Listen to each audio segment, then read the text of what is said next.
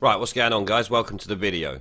Now we're going to take a look at the Good Morning Britain show that featured Anne Widdecombe talking to hosts Susanna, Reid and Richard the Soy Boy Bacon, showing their clear Ramona bias in an attempt to smear Anne and the Brexit Party. Let's check out the first clip. The Brexit Party's MEPs have been causing controversy in Brussels. They face criticism, heavy criticism, rightly so, for turning their backs as the EU anthem was played at the European Parliament, which opened last week. Well, one of those people who is here to defend the Brexit Party against that criticism, one of the new MEPs, Anne Widdecombe, of course.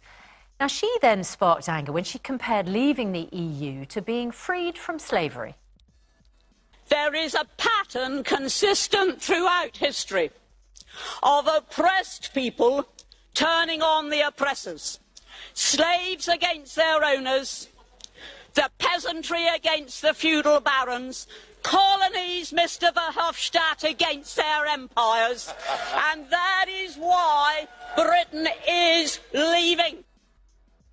Well, Anne Widdecombe joins us now live from Devon. Anne Widdecombe, good morning. Good morning to you. Do you have any regrets about comparing being in the EU to slavery? I have no regrets at all. If you actually listen to what I said there, it's quite clear. I said that throughout history, there's been a pattern of people turning on those who exercise power over them. And I use the feudal barons and the peasants and the colonies and empires and slaves and their owners. And those were three examples. No, I have no regrets. Look, I live in America at the moment, and if a politician made a comparison like that in America, they'd be more or less finished. And I don't quite... Let me just understand the metaphor. So, in the European Union, you're there in that parliament, you've democratically been sent there, and the European Union comes up with some directives that are occasionally, sometimes and sometimes not implemented into British law, and you compare that to slaves being taken from Africa to the Caribbean and overthrowing their slave owners, and I can't understand the metaphor. Well, I'm sorry you can't understand it, because it's very straightforward. It was one of three examples, not just one isolated on its own, about how people will eventually turn. And you've quoted the Caribbean. I could have been thinking of the Spartacus revolt. Well, which one were you thinking of? How eventually people turn on those who exercise too much power. And that is what is happening in the EU. They are exercising too much power over sovereign states, which aren't actually particularly sovereign anymore, and we have turned against that. Now, frankly, trying to make a drama out of that is silly. I don't think it's silly at all. It takes a lot to shock me, and I was shocked by that comparison. Well, it takes these Ramoning shitweasels about 5 seconds to show their blatant anti-Brexit, anti-democracy and anti-Brexit Party bias. This shit is on par with the BBC right now. The contempt they have for the Brexit Party is the exact same contempt most people have for these commie fuckpigs on the telly. The whole interview is just another attempt by the Ramoning media to smear Anne Widdecombe and the Brexit Party, when, as you see in the clip, the Brexit Party turning their backs on the EU lullaby is not the only one that was doing something there. There was a lot of other MPs from around the EU who did not even stand for it. Now, of course, this snivelling shitweasel Richard Bacon completely ignores that fact. We can tell Richard the Soy Boy Bacon, who I will now name Dick Cheese for the rest of this video, is butthurt to fuck that Anne won't back down. Anne stands by her statements. He points out that he lives in America now, making him the sort of leftist that CNN welcomes on to shit-talk Trump, so we know exactly the sort. Why the fuck ITV brought this idiot onto the morning television show is beyond me. We all thought Piers Morgan was bad. This guy is the ultimate shitweasel, though. Once again, Anne calls another journalist stupid when she tells Dick Cheese, "I'm sorry you can't understand." This was, of course, after Dick Cheese made the assumption that Anne was talking about slaves in the Caribbean, which she is quick to shut down with the fact that she could have been talking about the Roman slaves from back in the day. You know, Spartacus. You see, this is just another leftist who is a complete fucking racist. Everything has to be about race. He must have went to the same school as David the race-baiting fuckpig Lammy. What a little mug this guy is. And Anne is handily ripping him a new arsehole, so it's great. Let's move on to the next clip. Would you say the same, Ian, to Anne? I'd say exactly the same thing to Anne. I thought it was childish, I thought it was puerile, and whether you agree with what the EU wants to do or not, whether you think it should have an anthem or not, which personally I don't, it isn't actually a country, but lots of organisations have anthems, football clubs have anthems. And I just thought that this bunch of MEPs, and I voted for the Brexit Party, and I thought this bunch of MEPs that they've elected have something about them. They're different to the UKIP MEPs who would have done this childish stunt as well. And I just watched that and I thought, that is a pretty shameful thing to do. And that's a friend who's a backer calling it shameful. No matter whether it's a friend or not. The situation was very straightforward. We do not recognise, and we won't stand to attention for, the EU's anthem and the EU's flag, because it is not a country. We would have stood up and in total respect for absolutely any of the individual countries there. But the EU is not a country. That is the whole point. Now, we had a choice. We could have made a noise. We could have protested. We said, no, we're not going to do any of that. We'll be very quiet. And all we did was we stood up and we very quietly turned round the other way. Could have walked out. And that was our protest. It was quiet, and as far as I'm concerned, it was dignified, and I just don't agree with Ian Dale. Well, I think it was a great deal more dignified than going in there with a T-shirt, as the Lib Dems did, with an obscenity written on it. It was all undignified. I just, Ian, I don't understand a lot of what's happening at the moment, but well, aren't we just dramatically overstating things now? That, for example, in talking about the EU being our oppressors, right? So the heads of democratically elected countries in Europe picked the head of the new European Central Bank. This is an example that's being used to demonstrate that we are being oppressed. And the voters of this country voted those for leaders. our representatives the MEPs. They didn't vote for any of these ones that were appointed by these. So we but vote to be- for the No, hang governor on. of the Bank of Let me England. have my say. Well, the Bank of England is, you cannot compare the Bank of England to the European Union. No, we're not voting for the next UK Prime Minister, I'd have to say. The Conservative members are doing that. 0.3% of the population. Do you want to let me have a word? Well, Piers Morgan isn't here this morning, I so we're just doing our best. I get more of a word when he's here. That says a lot, doesn't it? No, what they did was they appointed 4 people who are probably the most inappropriate people you could ever have picked. And it was done... It's not my opinion. You look at the... No, it's a fact. The German Defence Minister, Ursula von der Leyen, she is the most incompetent minister in the German government. Virtually everybody in Germany would agree that. Why do we want her heading the EU then? You have Charles Michel, Boris Johnson who's also... of being an incompetent foreign secretary, and he's about to become the next UK Prime Minister. People are actually voting for him, though. 0.3% of the UK population are choosing that's the next how the Prime Minister. Constitution works. The party members of a political party And that's how Europe elect the works. leader. Are we being oppressed, Ian? Are we being oppressed by the In some European ways, Union? yes, we are, just as I'm being oppressed by you at the moment. So here, Ian Dale, the soy boy LBC presenter, moaning about Anne's speech like she has just shit-talked his mother. She made an analogy, you jumped-up bald fuck. Get a spine, you dopey mug. He even admits it's not a country, so how can he expect us or her to honour its national anthem? That doesn't make any sense, you complete tit. How did you get a job hosting a radio show with that level of stupidity coming out of your mouth? He says football clubs have anthems. Now, yes, that is true, but only really the national teams of countries have national anthems, you complete idiot. How do you not know this shit, you imbecile? I mean, I've never stood there and thought, oh yeah, let's listen to this Manchester United's club anthem. No. The fans sing songs. It's not a club anthem. What a complete mong. Did you hit that crack pipe a little harder than usual today? Did anyone notice when Anne called out the fact the Lib Dem Ramonin shitweasels walked into the EU Parliament in the luminous yellow shirts with bollocks to Brexit on the back? Dick Cheese quickly glossed over that because the smear is supposed to be against the Brexit Party. He can't let the sheeple at home know the Lib Dems did anything wrong, can he? Anne backs up her stance yet again, stating that they would respect any country there, just not the EU. They stood up and turned around. Others sat down. Of course, Dick Cheese is not going to say nothing about that, is he? When Ian does try to point out that the people appointed to the EU Parliament was not democratically elected like the MEPs have been, the hosts both try to shout over him so he can't rubbish their ridiculous stance. It's truly pathetic.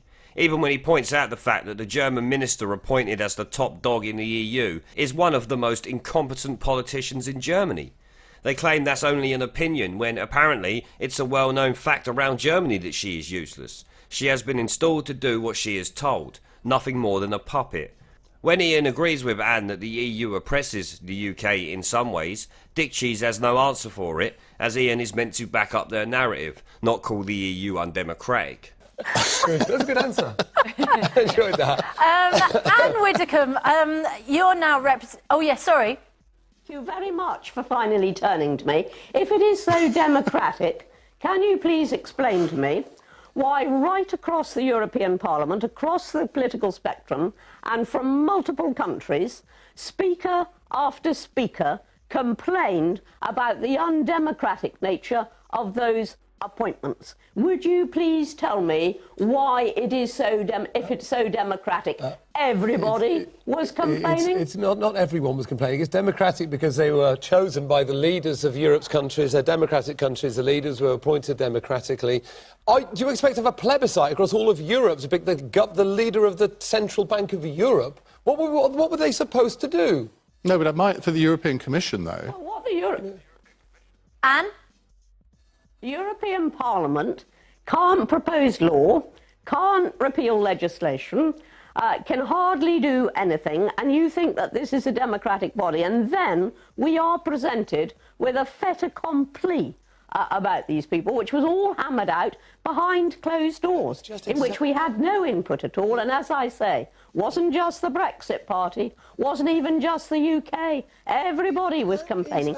Everybody. It may be our constitution, but that is exactly how people feel about Boris Johnson being chosen by 0.3% of the population. Well, it's clear how you feel. No, but I'm sorry, but it's a fait accompli. No, did you complain, Richard? Hang on, did you complain when Gordon Brown became Prime Minister after Tony Blair? There wasn't even a leadership election there. Labour Party members didn't even get a say. So please don't say that this isn't democratic when 160,000 Tory Party members have their say. Ian, are you still... I mean, I presume you are a Tory Party member.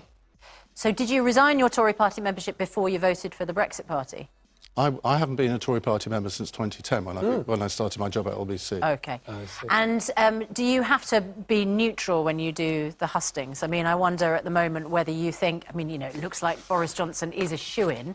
So Anne is not happy they ignored her throughout the previous clip, but she does ask Dick Cheese to explain why, if it's so democratic, were so many of the other MEPs giving speeches like she did, complaining about the appointments made. He tries to say not everyone was complaining, like he was there and she wasn't. What a complete joke this tit really is. It's about as democratic as the communist Russia was under Stalin. I do like how Ian points out Dick Cheese's Boris derangement syndrome, though, by calling the Tory leadership undemocratic, forgetting he had no issues with Gordon Brown being given the PM job when Tony Blair fucked off. Cheese Dick has reached pig shitweasel now, in my opinion. We do also hear from Susanna's spunk trumpet Reid at the end there, where she asks if Ian is still a Tory party member now he has voted for the Brexit Party. Forgetting the Tory party don't kick people out of their party for their choice of vote. That's the Communist Labour Party's policy, though. Ain't it, Susanna? Anne Widdecombe, can I ask you, what do you think should happen if the new Prime Minister fails to take us out of Europe on October the 31st? I think it would be very difficult if that happened. I think it would be very difficult then to avoid a general election. You cannot have a government which just simply can't get its business through. Boris Johnson and Jeremy Hunt have made it very clear that they want to leave on the 31st. Johnson has actually said do or die. I mean, he's upped the rhetoric. I trust him to try, but whether he will succeed with the parliamentary arithmetic as it is, I do not know. Yeah. And if Parliament won't deliver what the people asked for in 2016, then I think Parliament has to go and we have to have a general election. Who would win it? Yeah. Well, Yeah. exactly, because what I think might happen then, and this is where the fun really starts, is that the result would be... I'm waiting for the fun to start. Fun really starts. But then I think we could easily have a result, something like 25, 25, 25, 25 for the four main parties. Now, with our electoral system, that doesn't mean they get 25% of the seats each. No. Labour would get the highest number of seats in that scenario, about 230. The Conservatives would get about 150. The Brexit Party probably about 80 to 100, and the Lib Dems 50 to 70. So you can see the unfairness of that. So all the people who want PR, that would give them a bit of a lift, because it would be an obvious argument for it. I think we're all dreaming of a bright future when we no longer talk about Brexit, aren't we? When that, I mean, if we don't leave on October 31st, it just carries on. And Widdecombe represents a party where Brexit is in the title. And Widdecombe, can I just ask you about Sir Kim Darroch and his the leaked memos where he talked about President Trump and the administration in, well, let's say, undiplomatic terms. Some people think this is a way to pave the way for Nigel Farage, your leader, to be ambassador to Washington. Do you think that's likely? What do you make of those memos? Is he right to speak his mind and expect it to stay private? Oh, well, first of all, of course, it should never have been leaked. I mean, the whole essence of an ambassador's role is that he should be able to communicate with the home country and let them know exactly what's happening and give them his impressions, and that all that should be done absolutely in secret, so that you don't offend the other country. Now, that is just the essence of diplomacy. Ambassadors have got to be able to say what they think. It is very sad indeed that that has been leaked, because now everybody will be conscious of that in the future. I think it's a bad day for diplomacy that that has happened. And would Nigel Farage be a good ambassador to Washington? He'll be too busy being Prime Minister. Oh dear, I mean, I Is can't that say a possibility, it, Ian? and really I mean, makes there me are laugh people... out loud that much, but that was good. That was great that was timing. great comedy action. It was. Wasn't it? Look, Nigel Farage, I think it'd be fantastic if Nigel Farage became ambassador to the US. Prime Minister? Simply because Anne Widdecombe would then become leader of the Brexit Party. Right. Ian, can I ask you this just quickly? There's a simple question. Anne rightly points out that Boris will likely try to do Brexit, but he might need to call a general election to do it, so the political party and public can clear out some of these Ramoning MPs and get Brexit done. It remains to be seen what he will actually do, though. We then hear Anne's thoughts on the leaks regarding the US ambassador, but the best bit is when Susanna Spunk Trumpet asks if Farage would become the US ambassador, which leads Anne to reply, he will be too busy being Prime Minister. The host laughed, but I wonder if they would be laughing if it actually happened. Ian pointed out what I would say. Anne should be the leader of the Brexit Party. She is the best for the job. Anne, the soy boy destroyer Widdecombe, pulls no punches, and that's why people respect her. It's why I respect her, that's for sure. So, ITV have tried to one-up the BBC with this disgraceful smear attempt against Anne and the Brexit Party. It seems the left-wing media in its desperation is doing all it can to smear Brexiteers with no fucks given about how biased they look. It's all fair game now, as they are all clearly scared. What a bunch of shitweasels. Right, so I'm going to end the video there, guys. Let me know what you think down in the comments section below. Remember to leave a like, share the video, and subscribe with the notification bell to know when I upload a new video. And I'll see you all in the next one.